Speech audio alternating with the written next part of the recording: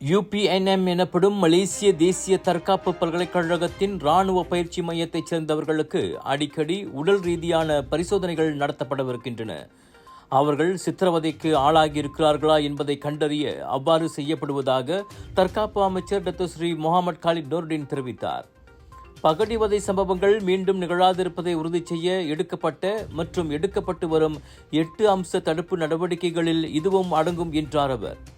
அதோடு இராணுவ பயிற்சி என்ற போர்வையில் எல்லை மீறும் மேல் அதிகாரிகள் குறித்து எவ்வித பயமோ தயக்கமோ இல்லாமல் புகார் அளிக்க ஏதுவாக பயிற்சி மாணவர்களுக்கும் உயர்மட்ட அதிகாரிகளுக்கும் இடையில் பிரத்யேக சந்திப்பு நடத்தப்பட்டிருப்பதாகவும் அமைச்சர் சொன்னார்.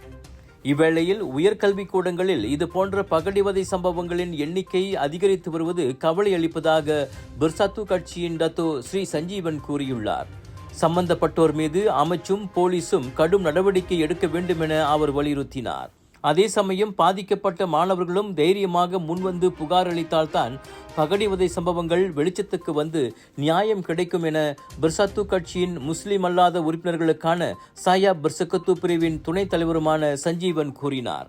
UPNM பல்கலைக்கழகத்தின் இராணுவ பயிற்சி வீரர்களை உட்படுத்திய 2 பகடிவதை சம்பவங்கள் அண்மையில் அடுத்தடுத்து அம்பலமாகின.